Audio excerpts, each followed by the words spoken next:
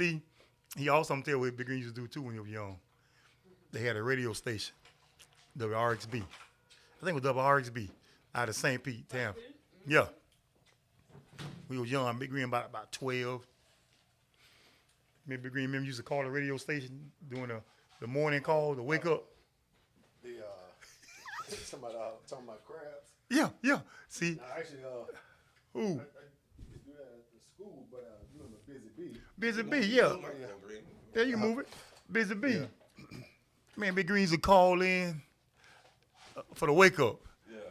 And the people are like, okay, who you trying to wake up? Yeah, he said, I want to wake my grandma up. I want to wake my mama up and all that, right? Yeah. But when he first did, he was kind of nervous.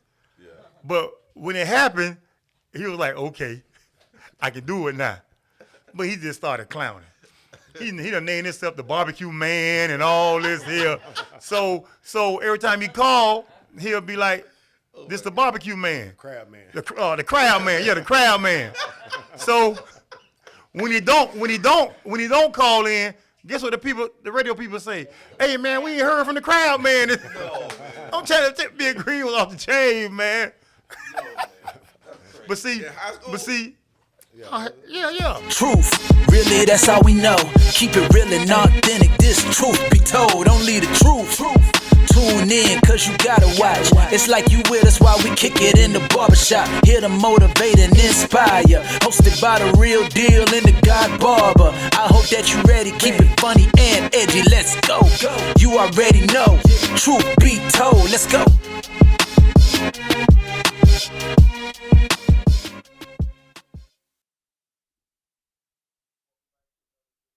Told.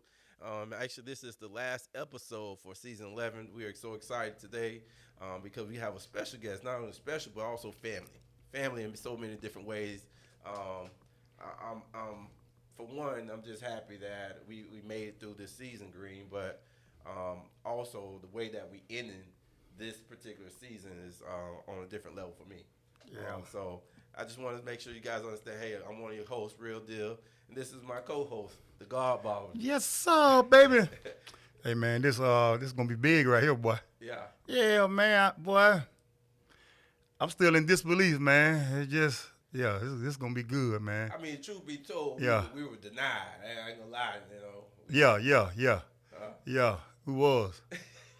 But it wasn't surprising, man, because he normally don't do this. Mm-hmm. So this big. It's big for the family. Yeah. My family. Yeah. Yeah, so I'm ready. I'm ready, Real. Yeah, me too, man. I'm ready. So since it's a big thing in your family, it's also means it's a huge thing for Truth Be Told. Oh, yeah. This is exclusive, right? Yes, sir. This is the first time he just had off camera. Yes, sir. He said that he never done any type of camera interviews. He's only done, tape recorder, handwritten type of interviews by newspaper stuff. So So hey, I'm ecstatic, man. I'm super pumped, and I hope you guys sit back, relax a little bit, and enjoy this particular episode. I see you wearing that 78 Green. Woohoo! Huh? 78, baby. That's 78, baby. If you know, you know. If you know, you know. Yes, sir, boy. Well, Green, let's just go ahead and get to it, man. Tonight's guest, man, for our last episode, we have one of the best that ever done it. A graduate of Southeast High School, became Parade All-American, Consensus USA Today All-American High School, one of the top that do it in the country. Became an All-SEC player as a freshman. Legendary coach Dick Vermeil once said that Green was the best freshman tackle that he had ever seen play in college football back in '92. Mm-hmm. That's huge coming from that guy. Drafted to the NFL. We'll talk a little bit about that. Currently is a husband and also a father. I'm just so happy. I call him a teammate of mine. Mm-hmm. Mm-hmm. Had the privilege of playing with him for 1 year, so I'm happy to have him on. I think you guys will enjoy this. Truth be told, gives a warm welcome for the big guy, Mr. Reggie Green. Yes, sir. Big Green, baby. My brother, y'all. My brother is in the house tonight. We finna get down tonight. Manatee County. Woo-hoo! Yes, sir. Real, you went to 0 to 100 real quick. You over there, like in the classroom, quiet. Yeah. That camera came on. I'm like, who was It's loud. It's too loud. Okay. We ready. What's going on? Man, this Hey, man. we finna turn it up, Green. But one thing Man. about it is, you know, as we always say, man, when people come in, we just sitting down chatting like we're really in the shop, man. Yeah. You know, having just a conversation because a lot of people want to know about you, man, and where you been. And they haven't seen you. You know, when I talk to just people around here, when I talk to our college teammates in school, a lot of people may hear certain things, but they just haven't seen you, man. So it's just good to see you live in person, bro. Yeah, definitely. Doing well for yourself. Yes, sir. So let's get started for a little bit background, Green. Man. That's your brother. Yeah, it's my brother. Hey, look. I know y'all out there saying, why T. Green didn't introduce his brother? Because I didn't want to do it because we'd have been here 5 more hours. I got a whole lot to say about my brother. Yeah. But, man, the background. What you want to start from what? The projects? Hey, man, I heard you grew up in the Project Green. Rogers Project, baby. Rogers, right? So, Yes, sir. Rogers Projects, of course, in the great Manatee County area of Bradenton, right? Yep. Born and raised. Born and raised. Uh-huh. Born and raised. So, yep, that's where we grew up. I don't know, was C Court? D Court? C Court. Well, we started on C Court, and then we moved to what they call the new project. See, the new project is the ones on the outside with the roofs, Okay. with the pointed roofs. Okay. The old project is the ones in the inside with the flat roof. Okay. Yeah, so we moved from the flat roof to the new project to the pointed roof. Okay. Yeah. Well, I want to kind of get started with this. As a young kid growing up, obviously at some point, when did you notice that you were just kind of Amazoning above your peers? Probably when we started playing like organized sports, because just growing up out in the neighborhood, you playing with older guys, guys your age, and so it's kind of hard to gauge on just how kind of athletic you are. But I think because I was always bigger than my age group, Right. so it was I don't know, probably like 8. Yeah. So, and the thing about that is, a lot of times when kids grow up and they're, especially they're little kids and they're big, were you the clumsy type, or were you? No, actually, Put your Okay. put your microphone up. Yeah, there you go. good? Yeah, we good. I think just blessed to have some agility and some coordination where it just came natural. Catching the ball, throwing the ball, kicking the ball. So it was pretty natural. It had some coordination, so it kind of familiar just being on the playing field. And I think back then, if you talk about 8 years old, organized football or whatever sport, let's just say football, for instance. When we were coming up, you had the league teams, Green, and they had a weight limit. Yeah. Right? Yeah. They had a weight limit, and I'm just trying to figure out, were you ever able to play? No, not even close. Yeah. See, the weight limit for actually my brother's age group, 14 to 15, was like 135. Yep, that was the big team. Right, I was 8 years old and I was 160. What? So yeah, you need to Man, come on, man. Hey, look, real. Hey, look. I remember I was on the Stallions. Manatee Broncos Stallions, because they had 4 teams. Yeah. You had the Ponies, the Pintos, Stallions, and the Broncos. Okay. The Stallions, 11, 12, 13-ish, and I think that weight limit there was like, if I'm correct, probably about 125 pounds, 130, something like that. Big Green was already our weight at 8. So he couldn't play for the Ponies and the Pintos. He was the age, but he was too young. That's crazy. So. I was too young and too big. Yeah, it was too young. Yeah, and too big. Yeah. Right. Yeah. So it's fair to say you never had the opportunity to play Little League back then. Not organized.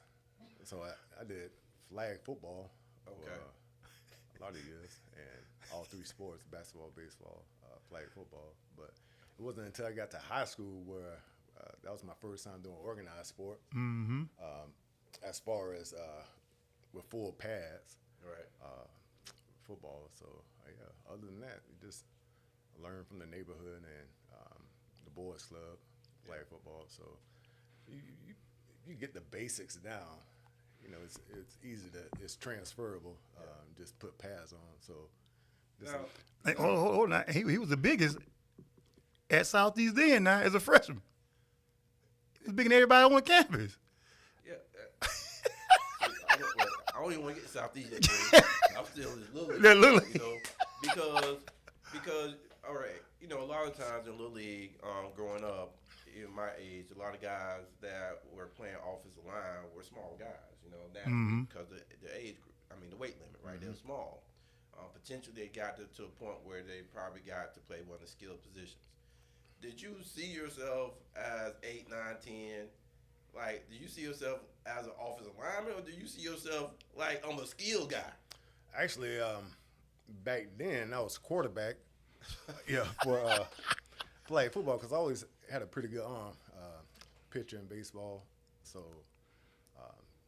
but realistically, I knew I was gonna be on the line, either defense or offense. But it was just fun to play quarterback back then. Quarterback, man. It's so crazy, real. You know, first of all, man, it's just this whole interview thing is just like I'm over here. It's like it's very touching. Yeah. First of all, I'm here with my brother. Right. And my brother ain't never even did an interview before. You know, so here I am. I got a podcast at 53 years old. My brother 50. Yeah. And he doing his first interview here. You know, it's just so crazy, man. Now, I've done interviews, but just like I've avoided this. Yeah. He stuff. avoided this kind of camera stuff. Yeah. You know, but just to be in here with my brother, man, just to celebrate my brother, it's crazy, man. 'Cause I was last night, even though I was in pain with my shoulder, like my shoulder hurt, but I was looking at this day like it was Christmas coming up. Yeah. Like it was Christmas, man. I'm like, damn, man, I'm here with my brother. That's crazy, man. So I'm finna celebrate him. Yeah, absolutely. You know, celebrate him, man. And there's gonna be some things probably Big Green probably ain't gonna say, but when Big Green was young, at 8 years old, he said growing up with him, the stuff that he was already doing at 8 years old in the projects, you know, throwing a baseball, throwing a football, it wasn't nothing to us, Right. because we see him do it all the time. Right. You know, but when he was able to show his ability To other people. to other people, they used to be like amazed by it. Right. You know, Big Green throw a football, man. He was probably like 10 years old. Big Green probably throw a football about 50 yards. 40 yards, man. Yeah. Even elementary, they had a softball throw. You remember that, Yum Yums? See, I call him Yum Yums. See, I'm going to get to that too. Big Green got a whole lot of nicknames now. But had a softball throw. Remember, elementary had track meets. Yeah. So had a softball throw. Man, Big Green throw the softball the whole tape. They can't even measure it. It's off the tape. That's crazy.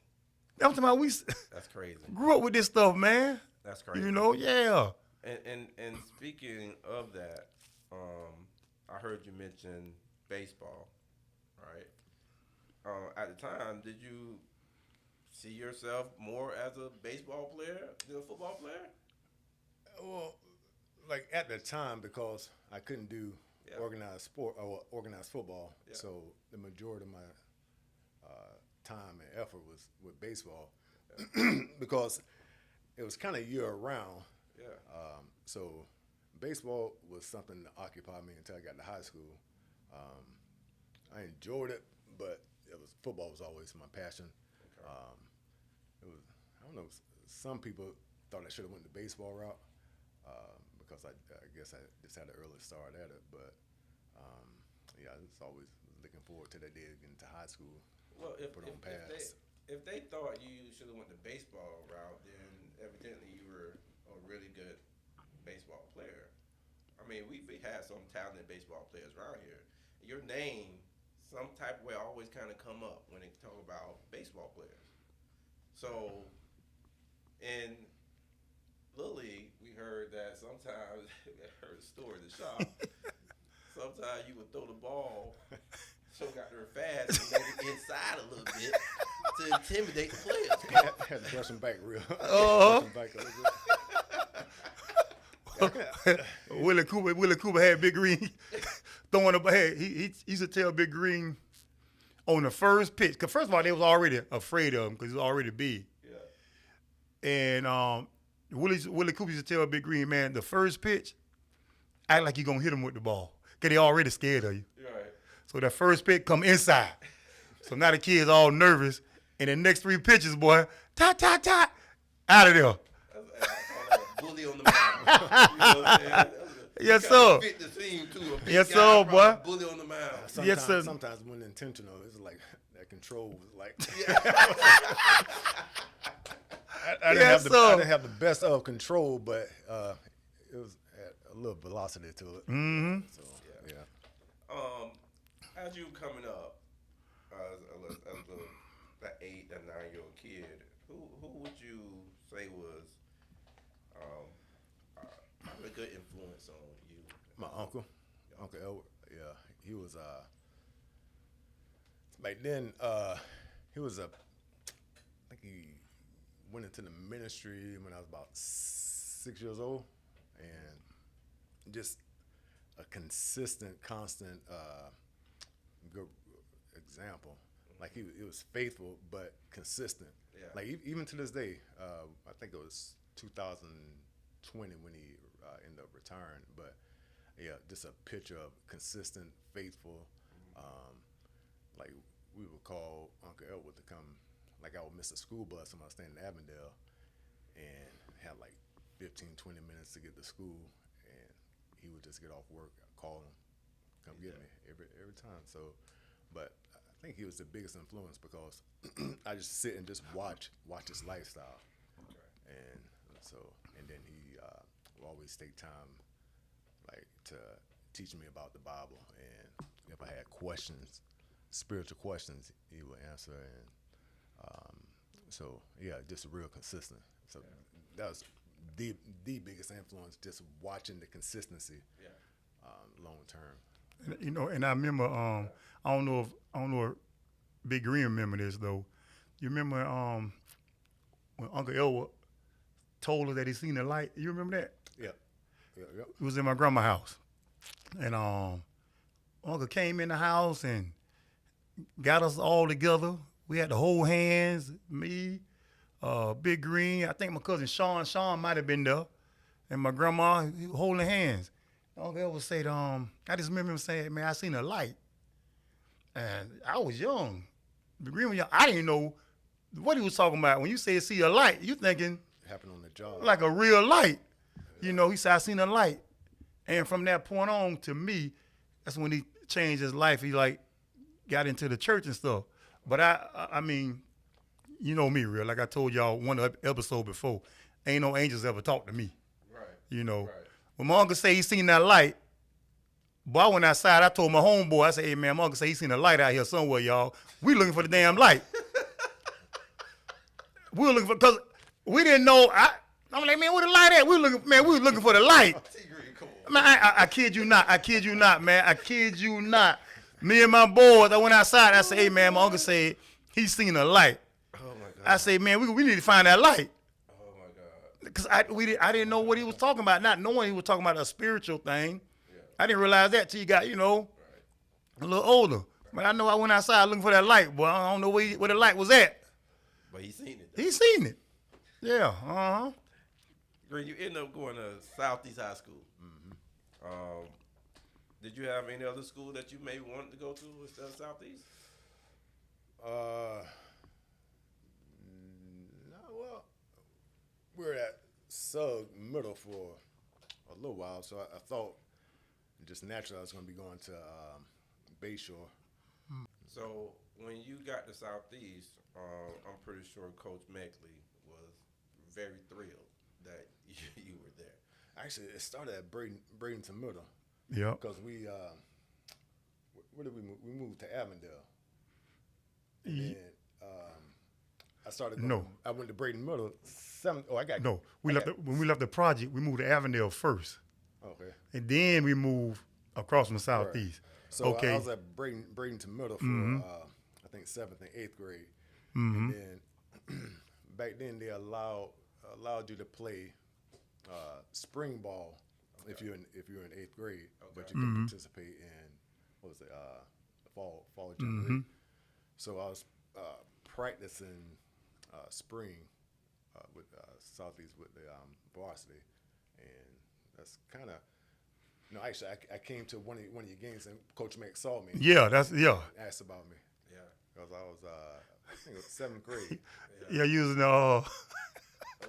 Okay. Big Green was playing the tuba for Bradenton Middle. That's right. Yep. Yeah, he was in. Yep. So they had a special, program where they had the middle schools to come. Yeah, play halftime. Okay. So I got that big sousaphone. I mean, it was big, but it was like cutting off my circulation. So I'm walking out there with that. And Yeah. Coach Mick asked about me. Yeah. Coach Mick, when Big, you know how halftime real. You know how you come out the locker room. You know some of us come out to try to warm up and stretch. Yeah. Coach Meckler came out and Big Green them. The school was walking off the track, off the field. They had just got through performing, and Coach Meckler said, "Man, that's a big dude right there. That's a big guy." And everybody on the team said, "Man, that's Big Green. Yeah. That's T Green, little brother." Yeah. And that's where it started. That's when Meckler seen him. Okay. So, did you start as a freshman At Southeast? No. Okay. Rotated. You rotated? Yeah, I was defensive So you were on varsity, but you didn't necessarily start as a freshman. All right. But how big were you when you came to Southeast? 6'6", 303.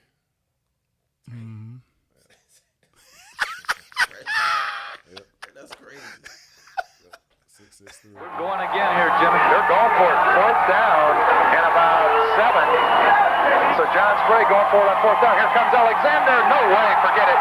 He stopped on 4th down. Once again, it's Reggie Green. And Reggie Green already the most sought-after offensive lineman in the United States, according to the Sporting News. Might be the most sought-after defensive lineman, too, after tonight. Just a great play. Reggie Green, great quickness, great size. He can write his own football ticket. He's also a good student, well above a 3-point average. You gotta love to watch Reggie Green play, and then he turns right around now and he comes on offense, and he's a great blocker there, and all of these running backs, you can kind of see a smile on their face when they get to run it over on Reggie's side. I think everybody probably at some point knew what you could do. Yeah. Because you were so highly sought after as a senior. But you had also a cross-town rival with Manatee High School. Not only were you a consistent All-American, but Tommy Frazier was as well that year. You guys played that game. And I believe you guys were undefeated going into Manatee game. Senior year? Senior. But you guys Probably, I can't remember real. You guys came out of that game losing 41-0. Yeah. What was that Manatee Southeast rivalry? And what do you remember? What was some moment that you remember in that rivalry? Well, you always remember the rival just growing up. As a younger kid, it was always Southeast and Manatee. So it was that tradition was already there. My freshman year, we didn't play Manatee in the regular season. We played in Jamboree. And I think my junior year, we played Jamboree, I think, also. But the only thing I can remember, honestly, about playing Manatee is just the crowd and the anticipation and electricity. But they were always well conditioned. They had a real good strength strength and conditioning program. That's one thing that always stood out. Yeah. A real good strength and conditioning program, and you can tell the difference when you play Manatee versus Anybody else. yeah. So, but I personally think the best offensive lineman to come out in this area, Manatee County and Sarasota County, Pat McNeil. I think by far the most athletic, the most talented offensive lineman, just a natural athlete, and so and just a testament of just the strength and conditioning program. But Southeast, we had a lot of athletes, but I think that was probably the one area that Manatee consistently, I thought, my opinion, had a little edge of the Southeast, but but talent-wise, we can, make up for that difference. Yeah. Mm-hmm. And sometimes it kind of balances itself. I know the win losses kind of went back to back. You know, they'll win a couple in a couple years. Then Southeast will win a few. You know, so. Like Manatee like was dominating Southeast in the 80s, and then we started dominating them in the 90s. You know, and then it started evening out a little bit in the 2000s. The Manatee just took off. Yeah. It's so interesting. You were getting recruited by just about everybody in the country. Your recruitment process, did you enjoy it? Did it get irritating at some point? No, it didn't get irritating. It was just, I don't know, it was what it was. And, you see, it wasn't something that was not familiar because of the guys before you. Like basketball, you had a lot of recruit stuff for Clifford and the 88, 89. We had Elijah Savage, my brother, and a lot of talent on there. So just seeing the college coaches there was just part of being at Southeast. So nothing really stood out either way, good or bad. That was just kind of the routine of Southeast. But definitely enjoyed it. Taking the visits and getting to meet other guys and just going out of the state. I think my senior year was the first time I left the state of Florida, and first time I rode on a plane was I think Nebraska. Yeah, flew to Nebraska. So you end up visiting. I mean, tell me if I'm right or wrong. You were a Florida State fan. Right? Yep. So, did you enjoy that visit? Because I know you went. If you're a Florida State fan, you had to go, right? So, how did you enjoy Florida State? Actually, that was the kind of the hinge that moved me away from Florida State when I took the visit there. It was just, I don't know, it just didn't feel right, and they just stacked on the offensive line. So they were like 5 deep at my position. So that right there made it clear that even though it was my kind of childhood university, it wasn't the best fit. So No, I'm saying this recruit thing with Big Green. I don't know if Big Green remember.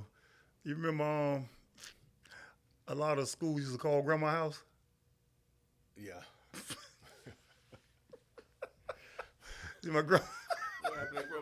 I don't know, Reggie. Cause see, I'm gonna tell you about Big Green. See, Big Green, he humble now. See, Big Green used to be a little jokester. Okay. And Big Green didn't take a lot of stuff serious, man. Okay. And I think it was Big Green junior year. I think the letters, the calls and the letters started coming in. And sometimes them schools will call my grandma. And my grandma go to bed around by 8:30 at night. Right. Them people call at 9 o'clock. Right. It's an issue. It's an issue. I don't know if Big Green remember. I think Big Green told me, he said, man, Grandma and here arguing at these people for calling her too late. Yeah. And I think I told my grandma, I said, Grandma, you can't be arguing at these people, man, because these people trying to get Reggie to go to the school. Right. My grandma said, I don't care what they trying to do. They ain't finna call my house no 9 o'clock at night. So the message must have got out. Right. Because they started calling her at regular times. Okay. And then now she started talking sweet to him on the phone, you know. Hey, how y'all doing? You know, trying to get Reggie, you know, all that there. But yeah, man. See, Big Green, he was just a kid. Big Green was always, he was good, but he never let it go to his head. Big Green would go out there on the baseball diamond, strike out a no-hitter. Yeah. And when the game over, Big Green go back to being a kid. Yeah. Like he didn't just do what he just did. Right. Even in football, when he started playing football, Big Green go out there on Friday night, do what he do. After that, he go back to being Big Green. So that's how he was. He was gifted to me. I don't think he knew, because he was just a kid. But the people around him knew. Yeah, they knew. And he wasn't cocky. No, Big Green, no. Big Green wasn't cocky now. You were, okay. So, with that being said, you play video games a lot. Mm-hmm. Oh, yeah. Right? Mm-hmm. Oh, yeah. You guys had a Madden League? Mm-hmm. Well, Madden competition and tournaments, that was at Florida. Okay, that was at Florida. Yeah, that was at Florida. Okay. Yeah. I recall something I read that said you played in a little league, Madden League. Big Green, when he come home, he would get on that game and be on that game all day. Big Green didn't give a hell how his room looked or nothing. Yeah. Big Green bed was broken, everything. From just sitting at one side all day. Yeah. Broke, man. My mama get those big, big canned goods. And what? You got the center blocks too. The center blocks, and sometimes you get them big poker bean cans and put up on your bed so to keep it level. Yeah. And Big Green didn't care who came in his room to see whatever. Either he gonna come in there and play that game or not. Yeah. You know, he gonna play that game or not. Yeah, he was just a talented guy. And Big Green used to cut hair too now. Mm-hmm. You know, I got a career cutting hair. Big Green was cutting hair before me. Okay. Yeah, Big Green used to cut hair in the bathroom, in the house. You recall cutting hair in the bathroom? Yeah. I sat on my grandma's porch when we first started. Yeah. But in the project. Yeah, you got to have a certain personality for it. You got to listen. You got to carry a conversation. Man, I'm trying to concentrate. Yeah. I'm like, it's hot out there. I'm sweating on the clients. Yeah. Hey, you remember you cut crow hair? You don't remember that? You remember cutting crow hair? We were across the street from the Southeast. You probably don't remember that. I remember Rooster complaining about me sweating on him. Rooster? Yeah. See, Big Green, man, I'm going to tell you, man, this boy, Big Green was a clown when he was little, man. And see, Big Green knew he sweat a lot. Yeah. So when Big Green cut hair, he leaned all over you because you know the sweat going to come. I mean, Big Green, he probably don't remember that, man, but he cut crow hair one time. Yeah. And it was in our restroom across the street from Southeast. Yeah. In our bathroom. Big Green was in there cutting crow hair. It had the door closed. And I think me and Big Led was out there in the front room, and we were saying, I know Big Led said, I know Big Green in there sweating. I know he in there sweating. Right. So soon as Big Led said it, I don't know if Big Led said it or I said it. We just heard crow in there. God dang, Big Green, because all the sweat was on him. Reg, that's how most barbers want clients. I know how to lose the client. Yeah, Big Green. Boy, Big Green. Turn that heat on. You don't got to worry about him bugging anymore. No, you did not. Man, Big Green. You did not cut the heat on. Yeah, on purpose. No. He sweating, they sweating. He putting his sweat all on them. Hey, boy, they come outside, but they come out that bathroom, boy, look like they took a shower, boy, you hear me? Boy, Big Green, man. Athletes are persistent. Man. You tell them, no, I don't feel like cutting hair. You know, come on, Big Green. You know, it's persistent, and they bug you to death, but you saw the perspire on them. That closed the book pretty quick. Yeah, so, boy, Big Green, man, that boy. Oh, my God, that boy was something else when he was young, boy. So Greg, I want to go ahead and move forward because you ended up choosing to go to the University of Florida.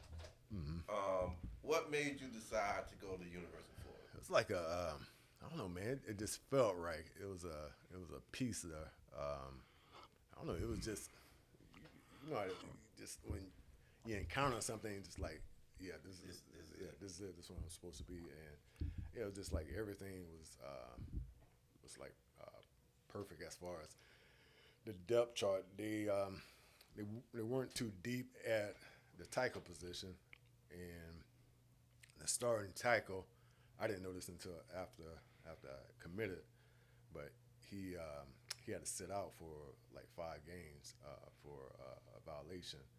So that just made it just confirmed that decision that much more. But yeah, it was just I don't know the players they had there. Ben Hanks, I think Ben was my Ben was my host. Him and Dexter Smith, and yeah, the guys were just real down to earth and real approachable versus like some of the other schools I visited. Just I don't know, it just didn't click. But yeah, everything just lined up with Florida. Opportunity to play early, depth chart, location 2.5 hours away from home, and just the teammates that already had there, or the players they had there, just made it I don't know, kind of an easy choice. Just like this is where I'm supposed to be. So it's interesting you say that, because I think what recruits do go through that process of looking at the depth chart, being able, when you get there, if it just feels right, Mm-hmm. and then depth chart feels right, maybe the relationship you have with the coach, it just feels like a natural fit. Let me ask you this though: did you have anybody to help you with that decision making? Because a lot of athletes back then, myself being one, no one really helped me make that decision of going to Florida. Was that something that you did by yourself, or? Yeah, I had a good support system. My brother had my uncle, Coach Emmett was a big help, and yeah, so and my mom. Okay. So yeah, I had a pretty tight support system to help just kind of weed through just different questions and uncertainties. Okay. Yeah. Coach Rich McGeorge, was that your offensive line coach? Yep. Coach McGeorge. Yep. What was it about him was there anything about him that maybe? Yeah, it was Coach McGeorge wasn't the typical coach as far as back then. It was, real assertive, kind of alpha dog mentality, just, kind of hard nosed, in your face type of coach. But McGeorge was like completely opposite. He was like a gentle father figure, but still knows what he's doing, and that was like a real big draw for me to go to Florida. I forgot all about Coach McGeorge, but yeah, it was just not to say that the other approaches are wrong as far as in coaching style, but that's who he was, and he wasn't gonna be something that he wasn't, and so yeah, it was just different and refreshing to have that perspective, because the majority of the time coming up, you have those yelling and screamers, but I enjoyed like I call it the backside of the game, the film room, the studying the techniques, all the off the field stuff. Like I love the strategic part of football, so I love studying and asking questions and doing all the other stuff that's off the field that will help on the field. So McGeorge was real approachable, gave me everything I needed as far as the film and kind of input in what to study, what to look for. So he fed that desire, just that study and that learning. Because a lot of times they say 90% of the game is mental, 10% is physical, and the prep part, that's the part I enjoyed the most. Well, that falls right in line with what you made a comment in high school. Because in high school you were playing offense and defense, and maybe someone asked you which one you like better, and you made a comment that playing defense just kind of ain't that's not that much thing. You just get in a whole gap and you control your gap. But you talked about offensively, how it just took a little bit more, strategic planning and stuff like that. So you really, really enjoyed that part of being offensive line was more challenging because it's so much you can learn. And I always thought that you can't learn everything about it, which made it that much more interesting for me to pursue offensive line. Defensive line, not to say that it's, it's not too much thinking, but, you go find the ball, you have your gap responsibility, what the blitz packages, but it just wasn't as challenging. But I don't know. I think offensive line is like a thinking man position. I got you. And man, there's so much you can do with the offensive line, so many different techniques. And yeah, I just thought it was just an endless reservoir of just potential stuff you can learn, stuff you can input. And yeah, I couldn't get enough of it. Actually, that biggest strength, that desire, ended up becoming like one of my biggest weaknesses, because I will overthink when I'm out on the field. I will overanalyze. I'm in the middle of a play thinking where, it's like you just react.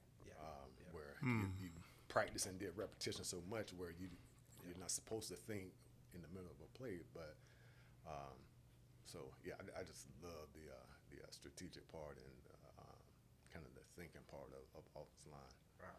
Well, you know what? I know that this is my brother, and just because he's my brother, that don't mean I know everything. Right. And I don't know how he feel a lot of times in certain situations. Yeah. Okay, Yum, when you went to Florida, when you got there on campus, when you was there, how that made you feel? Was you excited? Was you nervous? Well, like coming from Southeast, right. coming from. I'm a creature of habit, and I love routines.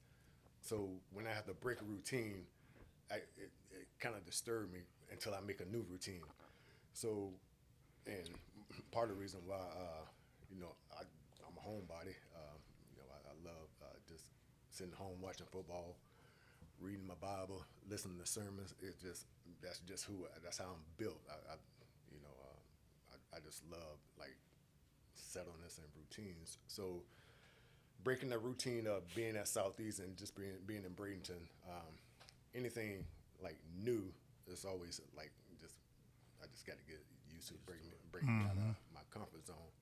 So going to Florida, it was something to get used to.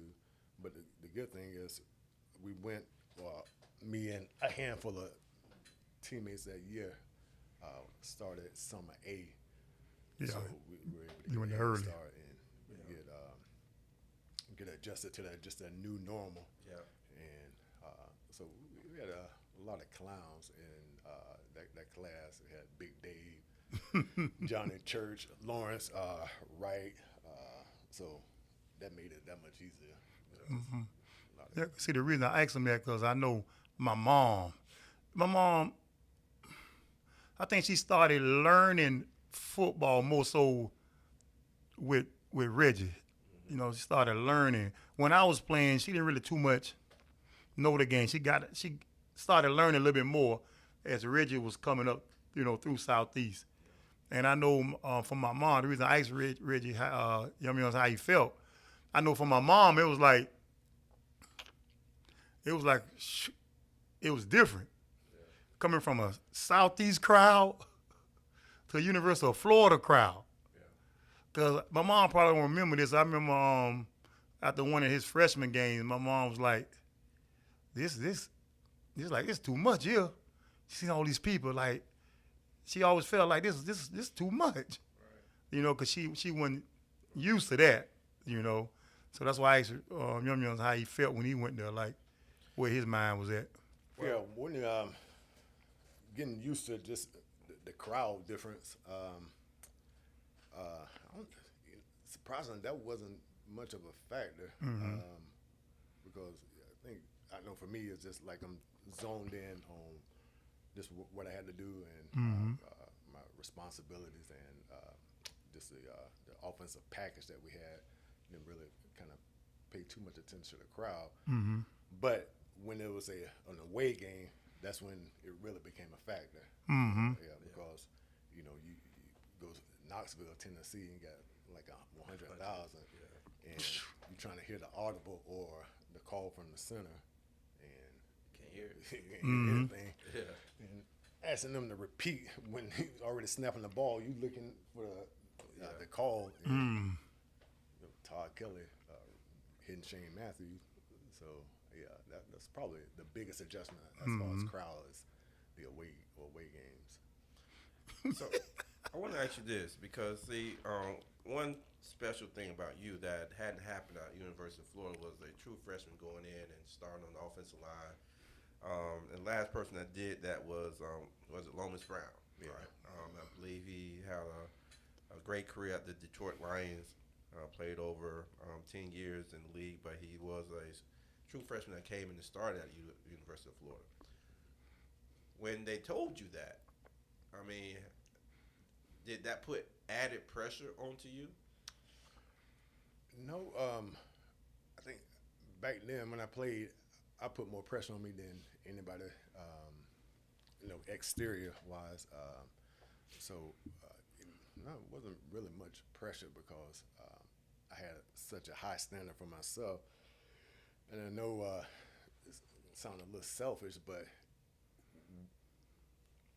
how I perform was more important to me if we won or lost a game.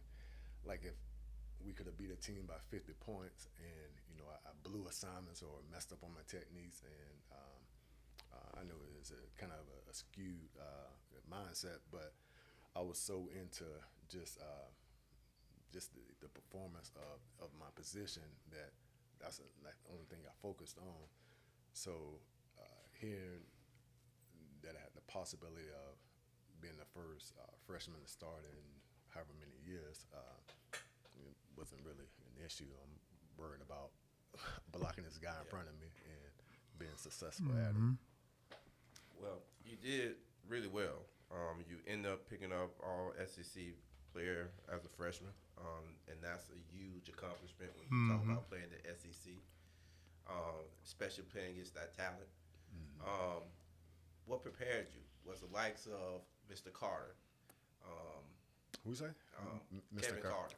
Oh, okay. Playing against those guys in practice. Yeah. McMillan and Sharper and all those guys. Right. How was that? I mean, that's a big jump coming from the high school level. Right. And then playing against that type of talent. I think the biggest adjustment was the speed of the game, the speed of the players in front of you. And I think that initial pop was a lot quicker than high school. Yeah. I'm like, goodness, boy, come off that ball. They on you already. Yeah. But like with anything, you figure it out and you adjust. Going against those guys on a consistent basis definitely help when you have to play a Florida State or a Tennessee, because they some good guys. Let me ask you this, because even though we have our highs, we also have some lows, right? And I think for the most part, people in the county, this is where everybody's kind of trying to figure out what happened, right? Because at one point, I don't know when Coach McGeorge left, and I believe maybe Coach Stevens came on board after McGeorge. But at some point, you were playing left tackle. That's where you started at. And left tackle, they call that the money position, right? Yeah.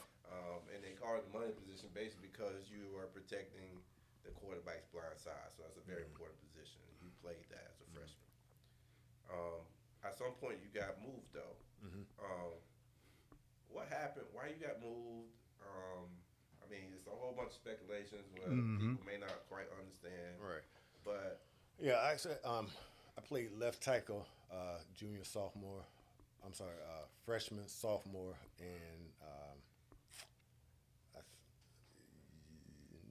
and right tackle my junior year, and then left guard my senior year. But I had it was the second to last game of the season. I think maybe it was the last game of the season, high school. got injured, tore my meniscus in my left knee, and had to get surgery. And it was from that point that I would continue to tear the meniscus in the college. And I think it was when I was at Florida, I had 3 of them. So with each surgery, my kind of my stability in my not stability but mobility became less and less, and it didn't really I think footwork it didn't hinder that much, but as far as being able to play low like I used to and being able to brace like on bull rushes like I used to, it became an issue. So with each surgery, it just started the physical decline, and they had guy, I think it's Anthony Ingracia, who's just a super consistent pass protector, and I thought he was the best pass protector on the offensive line. So I think it was the Florida State game my junior year. He started, and that's when he moved me to inside the guard so that I wouldn't have to cover as much ground at the tackle position. So it wasn't a change of coaches between Georgia and Stevens that was an issue. It was just that steady decline from the knee injury, and the fact that Ingracia, because we were a pass heavy team back then, and he was just super consistent left tackle pass protector. So, but let's see, you answer that, because a lot of people used to always say, man, Steve Spurrier messed Big Green up. No. He's always coming to me, hey, Green, man, why they did your brother like that, man? No, why they moved him from the left side to the right side? Yeah, one thing about Spurrier that people don't know, Spurrier is extremely fair because he's so competitive and he wants to win. So he's going to have the best player on the field. Dead serious, no exaggeration. I don't think he had a favorite at any position. He had preferences, and if that preference didn't live up to what he thought they should, he'll switch. Yeah, he had no problem switching. So that's actually one of the things I enjoyed about Spurs is just how fair he was. He was realistic too, as far as with practice and setting. He wasn't one of those type of coaches that would just kind of run you into the ground and just kill you. It was just like real realistic to a game time situation. So, but Spurrier was extremely fair. Yeah, because I used to believe. I started believing that. I thought, man, he moving my brother around, man, for what? I thought he was trying to hurt you for us, like from outside looking in. No, because Big Green, in my eyesight, he was true freshman left tackle. He went from the commentators. I remember I was watching the game when they played Tennessee, his freshman year. It was on YouTube. I just watched that the other night, where the commentator said, "This is the best freshman offensive lineman in the country." So going from that, then from Big Green coming from the left side, then he moving over to the right side, then he went inside. I was like, man, what they doing? No, what they're doing? They were doing what was best. Yeah. Best for the team, and actually was best for me. He did it because I was missing blocks. So there was no ill will or motive, even motive on his part. It was just that's what any coach should do. You put the best player out there, and I actually thought that they were real lenient, just because I kind of had history already with just being in a position. I think it should have happened a lot sooner. It was what was best for the team, and make a good, honest, good choice to switch me around. And it's so crazy, a lot of guys that came after Big Green, like God bless the dead, like Big Todd Williams. I remember I was cutting Todd hair. Todd was in the pros at the time, and he felt that way. He felt like that was the narrative in Bradenton. They felt like Florida did you wrong. Todd told me that's why he didn't want to choose Florida, because he felt like you was being done wrong by Florida. But like I said, they didn't know the insight. Like right now, how Big Green saying about the injuries and how fair Coach Spurrier is. You know, when you're the outside looking in, you don't hear about all the insight. We just go by eyesight. And then you hear people saying, man, Big Green been done wrong. That kind of trickled down. I'm talking about a lot of guys that came after Big Green. Todd Williams, Big Sid Bell, even at Manatee, Brick Bernard Gooden. They all felt that way. I don't know too much about Sid, but I'm saying they all felt that way, you know. But now that he clearing that up, people can get the real truth now. Yeah, Spurrier's a real fair coach. Well, it's interesting to just hear you say that and how real you are, and you had to be kind of real with yourself about your ability and your mobility at the time, due to the surgeries. But there was a time, maybe your last surgery, where you went into the season saying that this was the best you ever felt. With maybe that surgery just kind of did it for you. You felt really good. Did you have something in you? Did you ever want to go back to playing left tackle, or you was okay with playing the guard? Yeah, I was okay playing in a position on the offensive line. Actually, it wasn't that the surgery did something. Matter of fact, he told me before I had the surgery that it's going to be degenerative from this point on, meaning it's just going to get worse because there's no more cartilage in your left knee. So right now you're bone on bone, and this kind of comes with the territory as far as with sports. So it was actually when they brought in Coach Schmidt, Jerry Schmidt, the strength coach, and it was just a whole different approach to workout and off-season program. And I think that was the biggest influence, because now it was, and not to say anything was wrong with Coach Tootin, it was just, I don't know, I didn't just feel that it was real applicable. I mean, mentally it made you tougher because you push your body more than what you think your body can do. But Schmidt, I thought, was more football related as far as what we did. Conditioning tests wasn't this, 3.8 miles. It's just 100-yard wind sprints. I don't know. I thought everything was geared and applicable to football. So that motivated me to really buy into to the system of what he brought, and just dropped a lot of weight. I won't say a lot, but maybe like 15 pounds, and it was that off-season program that kind of. But you had this. Who was that player, Yums in the NFL, that you used to enjoy watching? The offensive line. Anthony Munoz. Yeah. You know who that is? You know who that is, real? Yeah, absolutely. Left tackle Bengals. He was my favorite offensive lineman. So just watching him, and I just like watching good offensive linemen. Even to this day, it's hard to watch a game without looking at certain players, and I'm always looking at who, even in college, seeing who's the best offensive lineman on the line, and I love watching good techniques. Danny Duke and Pokey, that's what they call. They still be calling Big Green Munoz, Big Munoz. You were actually listed as one of ESPN's greatest 50 of the greatest true freshmen to play of all time at the University of Florida at that position.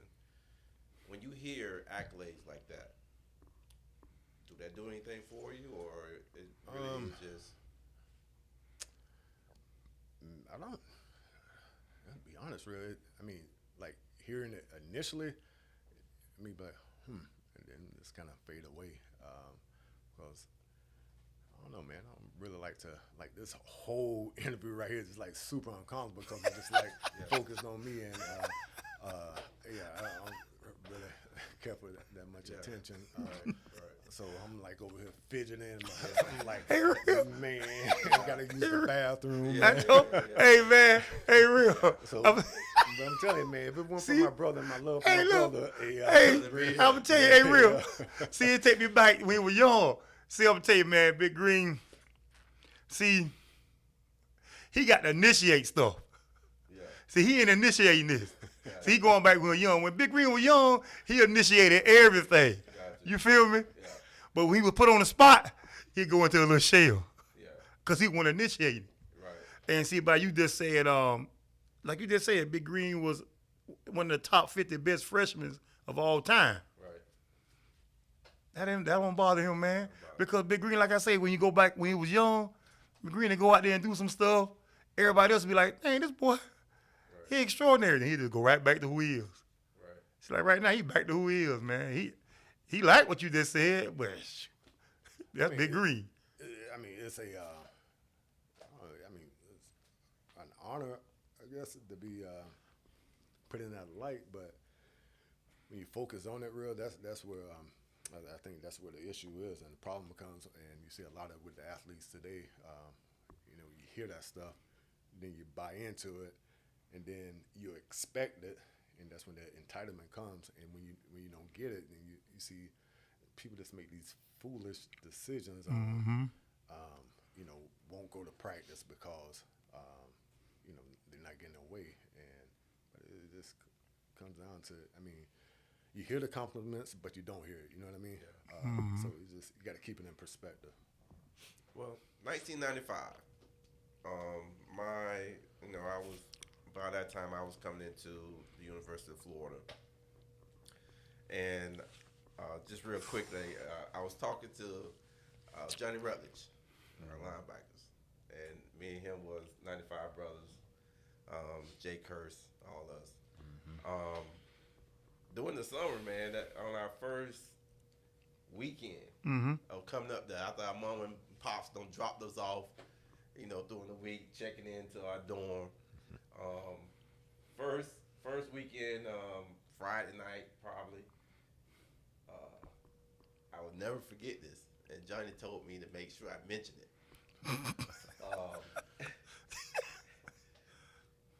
We were going out, and of course, we don't got a car. We don't got a car. I don't even know where to go, to tell you the truth. But I don't know how we got in contact with you, Green, but you offered to take us out. Now, you want to talk about, as I'm listening to all the stories of him being shy, in his own little hole and all this stuff like this, you had this Bronco, right? Was it a Bronco? Mm-hmm. What was it? Ford Bronco 2, 1989. 1989. Yep. Green. Had that thump in it, too. Green, right? Mm-hmm. Green. And you had thump. That thump in it. Now, when I think about that and what I'm hearing, it doesn't match to me. Other than the fact that when he initiates stuff his own way. I'm trying to tell you now. Where did that truck come from? Because on Herbst, where did that truck come from, first of all? Actually, I bought it from someone in Bradenton that was already kind of hooked up like it was. Yeah. Only thing I did different was just had it painted. Mm-hmm. Yeah. So, yeah. So the only thing we can recall, but, like the old movie Friday. But real, if you remember, I had that the driver's seat all the way back to the back row, so they can't really see who's driving. Hey, you remember when that seat broke? Was it broke? Man. Yeah. Man, you get an ab workout driving because you're holding yourself up. Because the seat doesn't come, so you dead serious. You're working on your abs driving because you had to hold yourself up. Oh boy. Well, here's the deal. The old movie Friday, right? Yeah. With Debo. When Debo comes, you hear that theme music, right? Yeah. That theme music is coming on. Debo is coming. Yeah. Right. So with Big Green, people knew Big Green was coming because Big Green had that thump. Thump, yeah. That real thump in the truck, right? I don't know how many 12s you had back then, man. I don't know, 15, 18. What you had back then? 4 12s. 4 12s. Yeah. Right? So he thumping. Noah's ordinance all violated all the time. You know what I'm saying? But I can recall he came to pick us up. So, this Green senior year. So for us, I knew him from the crib, but it was just an honor for him to come and do that for us. Mm-hmm. But the one thing we remember, man, and I don't know if you do, but you had this song on repeat the whole night. Even to this day, when my girls drive in the truck, riding the truck with me, I do the same thing. Like, Dad, we just listened to this song. What song? Back then, I don't know what the song was, but the point. Biggie, give me one more chance. The point is, if I find a good song or a song that I like, I just listen and listen and listen. So I do the same thing even to this day. Yeah. Oh my God. That thing was thumping real. Oh, you know how hard that song went when it came out. Green, that song went super hard, right? Man, we had a good time. We just chilling, thumping though. You know what I'm saying? Okay. Who's in the back seat with all that music thumping? It was me and Jay Run. It was me and Jay Run in that truck. He took us around. Eventually, he dropped us off somewhere. He went over his way, but he took us around for a while. You know what I'm saying? So that was special, man. Oh, boy. Back then, I liked loud music because if you came into my dorm, I don't know if you remember, I had speakers everywhere in the dorm. So it was just. I'm telling you, boy. Big Green's he's a love boy. Yeah. That music, and he always had to play it loud, man. Yeah. My mom used to say, boy, you going to be deaf by the time you get grown, boy. Stop playing that music loud. Play that music loud. Yeah, my mom used to always say that. Cut that music down, you're going to be deaf. Yeah. Yep. So that was our freshman year. That's one thing we gonna always remember. And that was just a memory in my career. But that's your senior year. We ended up playing Nebraska for the national championship. Nebraska played. We didn't play. What would you say about Nebraska? What made Nebraska? I think it was familiarity because Nebraska was just there that previous year. Yeah. So it wasn't as big of a shock for them to be in that environment and to be in that position. And actually, my roommate for the combine was the center, Aaron Graham from Nebraska. Okay. And he said, it's like, yeah, we already knew that we were going to win that game because we had just played that previous year in national championship and lost. I think it was to Miami. And so to go back that following year, having that 1 year of experience on our belt, playing against a team, is just kind of starstruck. Mm-hmm. It was just the composure was there. And so, but he said something interesting after that. He said, now next year, you guys go back to the national championship and win. And it happened. Yeah, it happened. Yep. And Well, he said that? Yeah, he said that. He said, no, next year, you guys will go to the national championship and win because it'll be familiar to you. And y'all did. That's crazy. He said that. Beat Florida State in the Sugar Bowl. But, yeah, it was I think that was probably the only game where it got distracted by all the other stuff. Because, you had to be at this meeting, you had to be at this event. Yeah. Man, it was so many different events where you get your mind off of football. And, I like to be like somewhere in the film room, just like breaking down film. And so it was probably the biggest distract for me personally. Yeah. And I think probably for the majority of the team. Yeah, because it was like we really didn't wake up until like the third quarter, and they were already like 30. Yeah. I think a lot of people were just so naive to the situation, like you said. It was just so much going on. Mm-hmm. I know I wasn't playing that year, Mm-hmm. but hey, it was a party for me. You know what I'm saying? All the different events that we had to go to. So just being in your position, and you still having to be at those events throughout the week, I can see how it could be so distracting. Yeah, because it breaks up routine. Yeah. And all the way up until that game, we had a set routine. You do this on this day. This is when we prepare. This is when the Thursday package come in.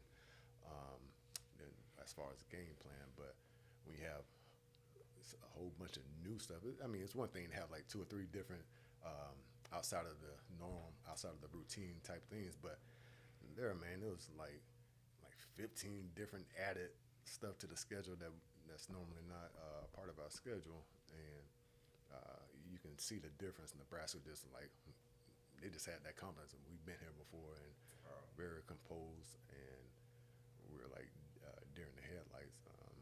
So yeah, I think their composure. I mean, let alone they had a whole bunch of talent on that team, but I think we could have put up a better performance if we were just a little bit more used to that environment. Cause I seen that game, I was surprised, but I just felt like, cause y'all both was undefeated that year. Mm-hmm. I just felt like that passing attack that y'all had, I thought I was gonna give Nebraska a tough time. It did. Cause y'all used to strike so quick. Right. It did until if I can remember, I think we went back and forth with scoring the first 4 or 5 drives, but they stopped us on one drive and scored again. And I think we went into catch-up mode and went out to 5 wides and no tight end, no running back. So you got 5 offensive linemen. They bring in 7. And we can do that. Over your career playing the SEC, you probably would see some of the same teams over and over due to the conference play. Who would you say was your toughest opponent that you had to personally block In the SEC? or just in college? I would say Florida State. Yeah, and no one in particular because they're all good. But yeah, each year Florida State had a defense of whatever position that you're at that easily will go first round or second round. So that they had Derek Alexander, they had Freeman, they had I think my senior year Boulware had this guy up and coming Renald Wilson. So Them boys, the D-line. yeah, each year because they just had a revolving door where it was always a tough match. Andre Wasberg. But that boy, Florida State had that boy. Yeah. They had some dogs, man. Yeah, Simpson. So yeah, it was that was probably it wasn't probably but that was the toughest match every year. My senior at Florida. But yeah, because it was not only speed, but the guys were strong and had good explosion. So if you're sitting too light, trying to be nimble to catch up with the speed, and they bull rush you, now you're reacting like 3 yards going backwards. And if you brace for the bull rush, they can this way. So it was tough because they had a good combination of speed and strength. Yeah. And Mick Andrews always had a good defensive scheme. So I know coming from a brother standpoint, from me, my biggest 2 games watching him play in his younger years when he was a freshman, going up against Todd Kelly from Tennessee, because Todd Kelly was projected to be top 5 coming out. And then we played against Alabama, big Eric Curry and all them. I know for me, going to that game, hearing the commentators saying, Todd Kelly, projected top 5. And I was like, damn, my brother got to go against Todd Kelly. My brother was a freshman. To me, he held his own. Right. He had made a few mistakes in there, little freshman mistakes, but overall he held his own. And then going into that, I don't know if that was a SEC championship game. They're talking about big Eric Curry. Big Green held his own against Eric Curry. So to me, coming from a brother's standpoint, watching him do that as a youngster, that was big for me. I know he said Florida State was the big guys for him, but for me, yeah. And I think because, like for you, they had, the national recognition. So the expectation was up here. But schematic-wise, guys from Florida State, man, if you watch them, it's so shifty and strong. where Eric Curry was just one-dimensional. And not to be prideful, he was easier to block because he's 6'5", 6'6", a bigger target. Yeah. And his only move was like a bull rush, like a pop off the line and speed rush. Yeah. Versus Florida State, you got spin move, you got up the field and coming back up underneath. I mean, there's just so much to deal with. And they're like 6'2", 6'3", so you got to squat lower versus Eric Curry, who's 6'6". I'm like, I can kind of stay upright the majority of the game, but just a lot bigger targets. Yeah. It wasn't as hard, but he has kind of that name and that recognition. So the expectation, I had that same expectation. I had to like convince myself that what I'm watching on film is reality, because you hear a certain thing about the just what he brings, but I'm just not seeing that on the film. I'm like, it's only two moves, bull rush and speed rush.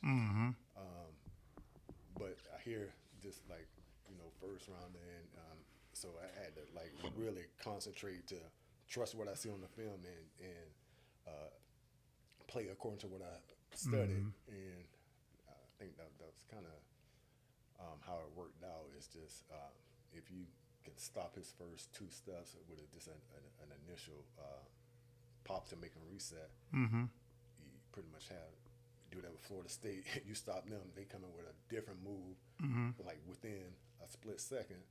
Like, goodness, man, it's hard to do. Well, I got okay. Before Reggie, we're gonna be quick. I got two questions. Yums. Okay. Quarterback. We're gonna go over the quarterbacks that you blocked for at Florida. You blocked for Shane Matthews, Terry Dean, Danny Warfel. Now, which one of those quarterbacks that you felt better for blocking for? I don't know if you felt better blocking for him, or which one of those quarterbacks that you really like. I mean, no matter who you say, it ain't disrespecting nobody. Right.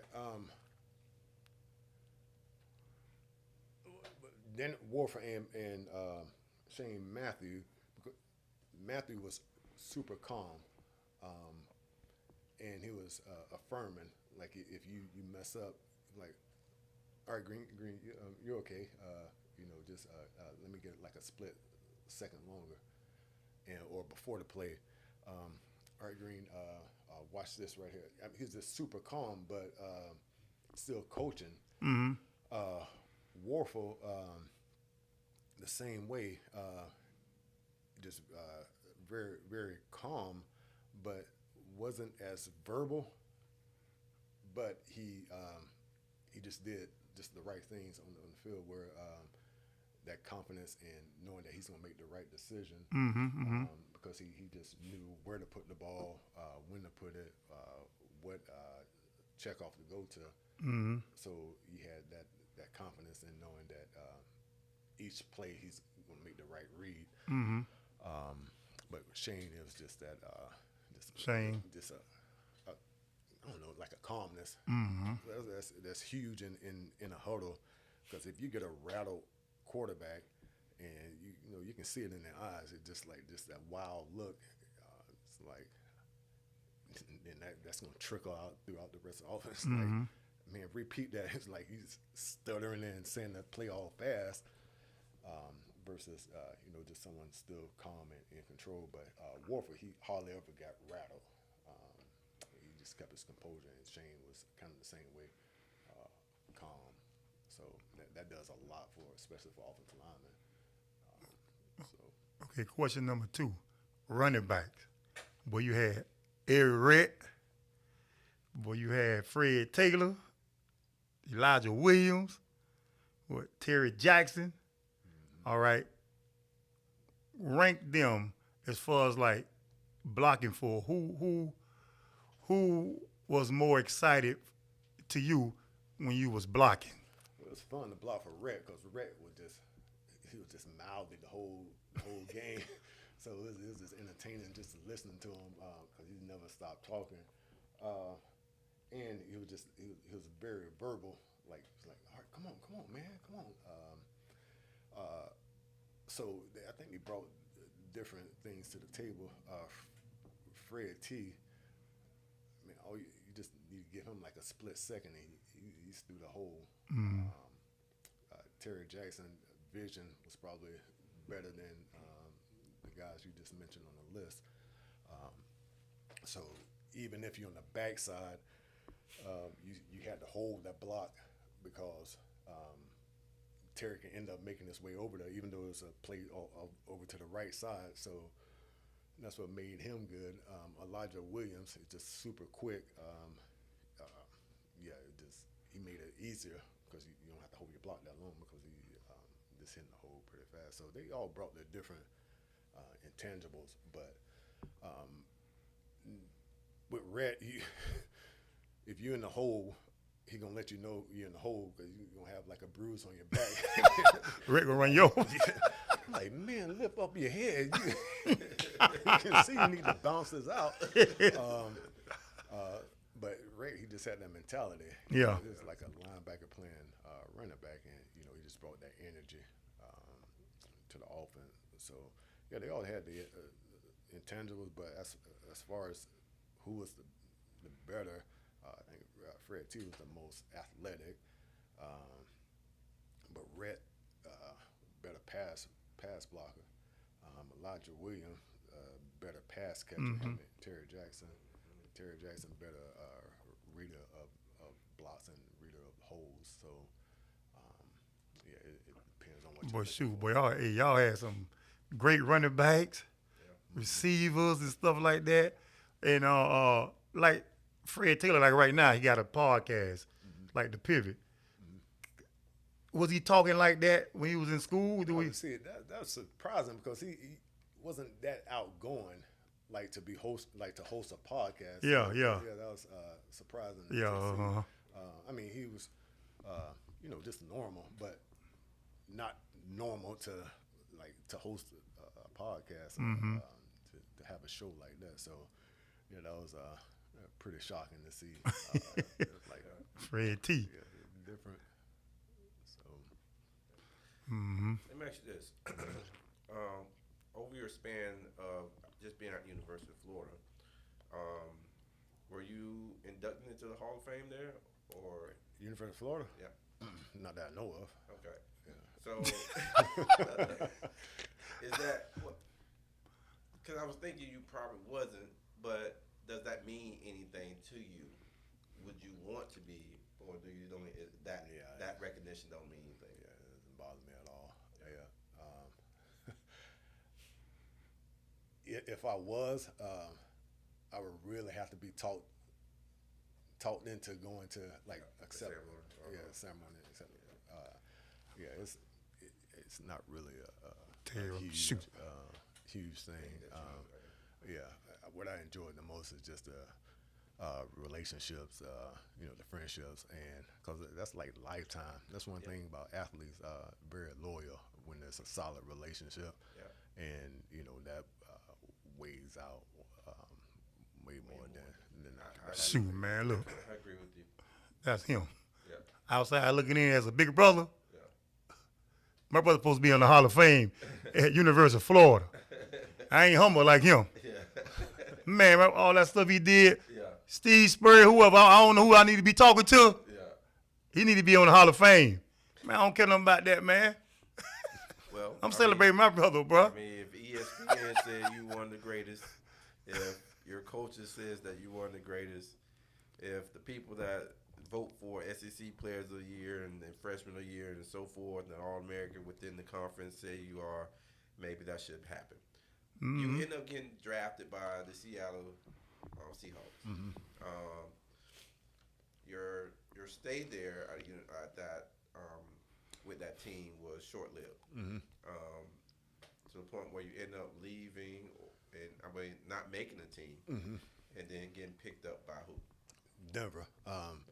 So I got drafted by Seattle, 6th round in, I can't remember the year, I think 96. Mm-hmm. Excuse me. So 2 weeks before I got cut 2 weeks before regular season, and Denver picked me up like a week after I got released by Seattle. So I was with Denver the whole 96-97 season, practice squad, and so did that the entire year. But my senior year, halfway through, that desire to play football was already waning, and it was just the expectation of everyone to go to the next level, and if I had the opportunity, I was going to jump at it. But that same passion and drive that I had, like in high school, to invest in it, it was just starting to trickle away. So when I got drafted and was at Denver, still that dissatisfaction, and what it was, man, I just got burned out with because choices I was making. I had a relationship with the Lord back then, but I started living, doing things that I know I shouldn't have been doing, and it just burnt me out, man. And just got tired of living that lifestyle. And not to say that football in itself was wrong, but for me, it was just something I didn't enjoy, and it promoted a certain lifestyle that I just got tired of living. So at the end of it was the 97 season, my agent contacted me and said that Denver, they want to sign you again. They offered a new contract, and I declined on it, and it's like I'm through with football. We're gonna go back to school. Went back, got my degree, rededicated my life back to the Lord, and just started working with kids. After that, after I got my degree, became a foster care caseworker over in Alachua County. I was out of the what's that city? Trenton. I don't know if you know Trenton, 30 miles west of Gainesville. My office was in Trenton, and just worked in that area for 3 years, and got into the public school system after that. Moved back home, got in the public school system here for a little bit, and then started at the Calvary Chapel Christian School, there for 15 years, and from there, last 6-7 years, youth pastor there at the church. So yeah, that was just my run of football, and the Lord had a different calling on my life, where it was time for a change to happen. So it's interesting that you say that. Did you feel that now, being that, you mentioned that you found the Lord, you rededicate yourself, do you see and feel that you are more happier involved in the youth ministry or than football, or it's just, it's part of your life, I think it's not one particular thing. You can be a used car salesman, and if you're trying to get fulfillment out of that, you're gonna realize eventually that doesn't satisfy. So it wasn't necessarily I guess the position. It was what I was trying to get out of that position, and not necessarily out of football. It's just I was living a lifestyle that wasn't honoring to the Lord. It wasn't for the Lord. And when I made that decision, regardless, I could be like a road maintenance. Right. It's going to be fulfilling because of choices and lifestyle. Yeah. So yeah, it wasn't necessarily the job itself, though I do believe that we're all gifted in certain areas, and like with barbering, cutting hair. When my brother started, I just knew that was like a perfect fit for him because growing up he used to always draw. So he always had a steady hand, and he's outgoing. And that's barber was like a perfect fit. For me, I enjoyed barbering for a season because it was an interest with Ben. Mr. Ben, Mr. Ben barbershop. Used to cut my hair. I was like that. Like piqued my interest on how he did the edge, and so it was like a challenge that I want to like. Absolutely. So that's what I pursued that, but I don't have the personality for a barber. I can't sit and hold a conversation for a while. I mean, I can be cordial, but man, to do that like 8 hours a day, I'm like, oh, great day. So it's interesting you say that because being a youth pastor, you have to get in front of those. Yeah, I was thinking about that. It's like, so a lot of times the Lord, especially if you have a relationship with him, he's going to put you in positions that's going to stretch you to depend on him. I wouldn't choose to get up and speak each week, but what that does is it causes me to trust the Lord, and where I have to depend on him. If he doesn't come through, I can't wing public speaking, I can wing coaching, you know what I mean? And that's probably why I'm not doing it. But it causes a dependency in the area I'm weak. Paul said in 2 Corinthians chapter 12, he said, for when I am weak, then I'm strong. When you realize your weaknesses as a Christian, and you realize that you can't do what the Lord is calling you to do, but you take that step of obedience and a step of faith, then you experience his strength, because in that weakness, Jesus said to Paul, my grace is sufficient for you, for my strength is made perfect in weakness. So I think the Lord just has me in that area of weakness when it comes to like public speaking and having to get up and teach, where I have to completely depend on him, because it's not natural for me to get up and Very interesting. And that's so crazy, man. I always talk to you about that. See, we came up under the same umbrella. I didn't have the confidence I had back then to be even on the microphone doing the podcast. I remember I used to talk to you about that. But it just came over me like, hey, man, stop worrying about what people think. That used to be my problem. I used to always worry about what people think. I used to always try to please everybody. And, the man upstairs gave me the strength to be like, hey, man, stop worrying about what people think, man. Go ahead and do it. Sure, I feel good now, man. I feel good. And just hearing my brother say that, I can't break it down in Bible terms like that. Like I told y'all before, Angel didn't talk to me like that, but I can't break it down in Bible terms like him. I can just break it down in the hood terms, but we still went through the same, the same, yeah. You end up meeting your wife. Where do you meet your wife at? At the school that I was, PE coach for like 15 years. It was I used to have a after school program, and she had two of her kids from a previous marriage. Hannah and Faith, they were a part of the after school program, and just from that, interacting each day and having contact each day when had her girls in the school. That's how we met, and and y'all been together ever since? Yeah, got I think we dated for like 4 months and got married after that. Wait, 4 months, Green?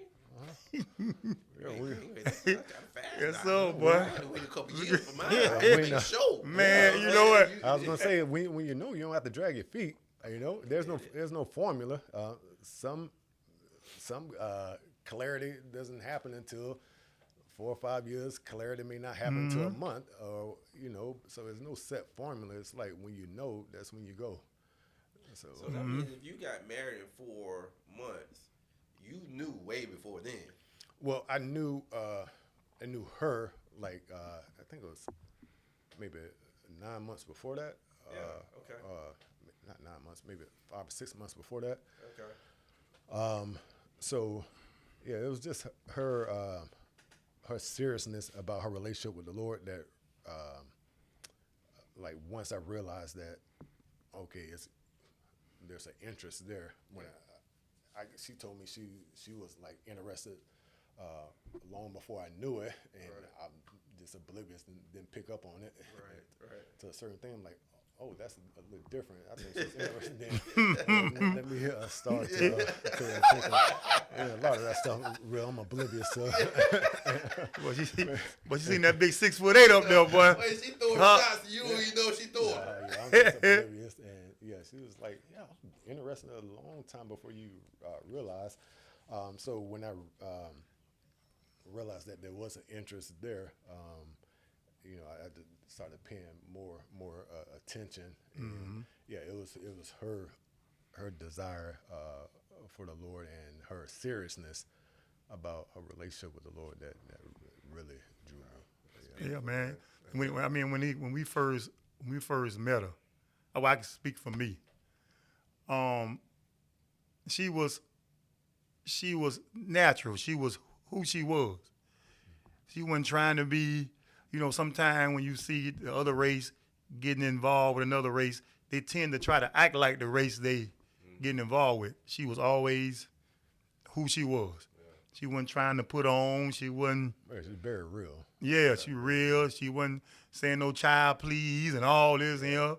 She was just. Yeah. That's awesome. Mm-hmm. And I'm happy, man. Because sometimes when we talk about our journeys and where we are in our life, it's no mistake, right?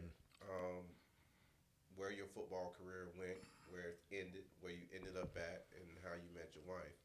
It was all designed. Right. From that, did you have children?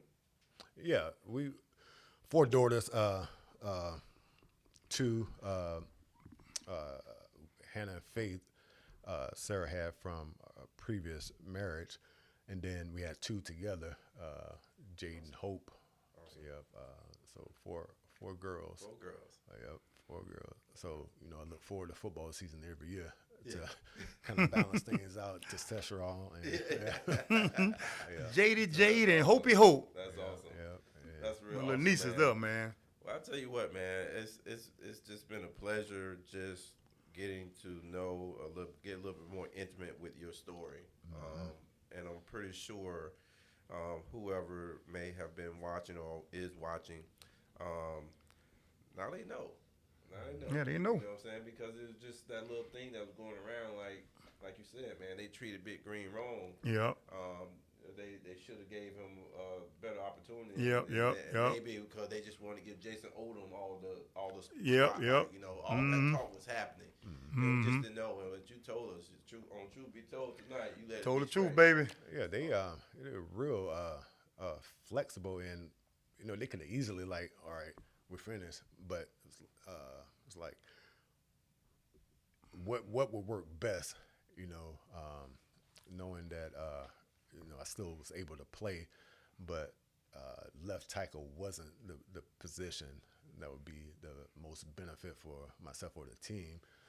So let's try this over here. So yeah, it was completely fair, and I'm glad that it worked that way.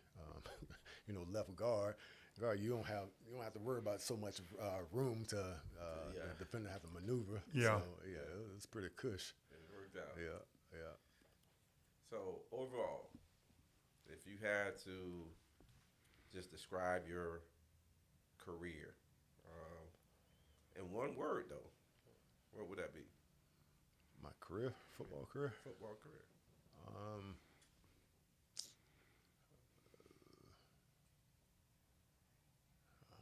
You went deep on me, man.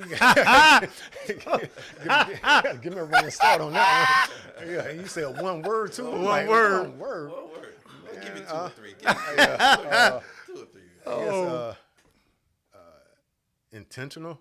It was intentional by the Lord to have me at that position. Athletic-wise, he just blessed me with the ability where things just came natural. And to be able to, play on the different areas and different places I was able to play at. It was just all a part of his plan. And as you go on, live longer and longer, and look back, you realize how the Lord just like strategically put you in certain places for a certain season, and how the pieces start to come together. And that's not only with me, but for anybody who surrender their lives to the Lord, give their lives to the Lord, you realize what you were created for. You know what I mean? Why you were designed. It's in Ephesians 2:10. It says, "For we are His workmanship, created in Christ Jesus for good works," meaning God has a specific work and calling He has for each of one of our lives, but we won't really fully know or experience that until we come to a place where we just surrender to the Lord and just realize what I'm created for, and it's fulfilling. It's hope in that, not trying to be preachy or anything, but that's just reality, man. There's hope in Jesus. I love it. Yep. Anything else, T. Green, man? Man, look, man. Man, look, this whole interview was good and very touching to me, man. To even be here with my brother, to even still be here on earth with my brother. Absolutely. I'm 54, my brother 50, 51, finna be 50. Turn 50. He'll be 51 this year, I'll be 54 this year. But like I said, I was waiting for this interview. Just to be here with him, man. I know it's gonna make my mom gonna be proud. And he had to wait a while. He had Yeah. to keep tugging. It was actually my wife. She's like, she's like, I think this is important to your brother. I said, oh, I didn't realize it was that man. So when I realized it was a big deal to him, I was like, oh, well.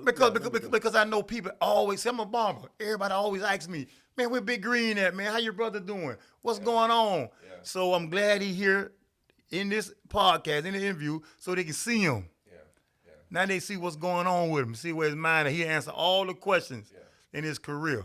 Yeah. Now if you'd have asked me, describe one word about my brother's football career, mine's gonna be extraordinary. Because I know where he's from. I know where we come from. Yeah. From the concrete jungle. Yeah. We had our ups and downs, with the family and stuff like that. Not negative stuff, right. Just life. Yeah. And just to see my brother excel in football and also in life, like right now. Yeah. That's a blessing to me. Yeah. That's a blessing to me. But like I say, I'm different than him. Mm-hmm. I want to see his accolades. He don't want to see them. Yeah. I want to see him. On a sports standpoint, I feel like he deserved to be a Hall of Fame at University of Florida. And Southeast. Oh, yeah, Southeast High School. I know y'all listening. But my brother better be on this next ballot, bro.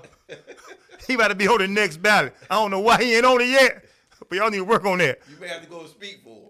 Man, I speak for him. I speak for him. Yeah, he's saying, I'm like, man, don't listen to him. Don't listen to him. I speak for him. I speak for him. But yeah, man, it just, like I say, man, this been real touching to me. Yeah. I ain't gonna cry because I don't want people to be looking at the podcast like, God damn, man, Green done killed the mold, man. But nah, man, but just see that's my little brother. That's your little brother, man. My little brother, man. And just the life that he's living right now, we don't see each other as much as we should, and just to be here with him, man. Yeah, man. Yeah, man. And I know my mom, like I said, my mom watching this, I know she gonna be proud. She probably gonna cry. Yeah, she did. She did a good job raising us. Yeah, man. Wasn't perfect. Miss Ruby, right? Right. Yeah. Ruby, what's her last name? Ruby? Well, look, she's Ruby Jones now. Okay. She's Ruby Jones now. Make sure we put that. Yeah. But if you know her from the project, Ruby Green. Yeah. Okay. But she did a good job. Like I said, wasn't perfect. None of us were. But one thing my mom did consistently, she had like structure as far as behavior. We're gonna say yes, ma'am, no, ma'am. We're going to church every Sunday, and behave. You know? Yeah.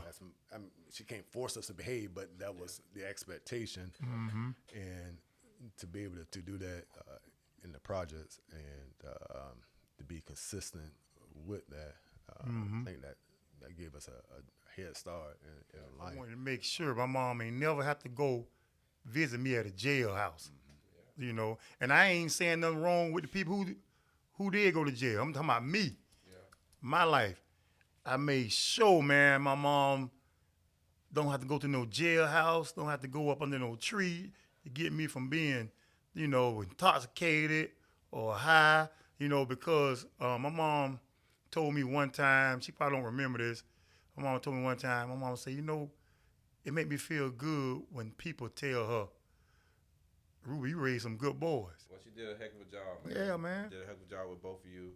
You know, we do say something as we close out about our show, Green. And yeah, man. But you know what? I want to do something a little different. Okay. Because, I just want to give a long, deep prayer, you know, to Brian Poole and his family, you know, for some of the struggles they're going through right now. And I just pray and hope they find some kind of strength to deal with their troubles, you know. So that's what I want to do.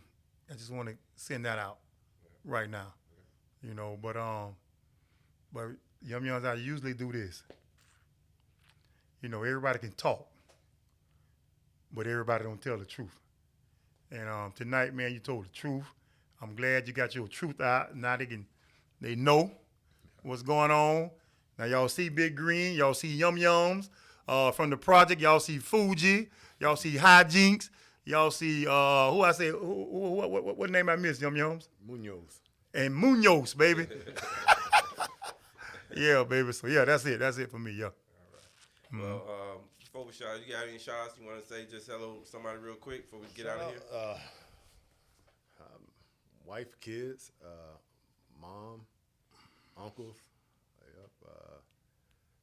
class of 92. Yeah, absolutely. UF teammates, church, Shaba, Hanks. I know I shouldn't have done that. Now I'm like, now I'm gonna get some text. Green, why you mention me? Hey man, well we out of here. We thank you again. Appreciate you, baby. Peace. We'll see you guys next season. Peace. 12. We out. Truth, really that's all we know. Keep it real and authentic, this truth be told, only the truth. Tune in, cause you gotta watch. It's like you with us while we kick it in the barbershop. Here to motivate and inspire. Hosted by the real deal and the God Barber. I hope that you ready, keep it funny and edgy, let's go. You already know, truth be told, let's go.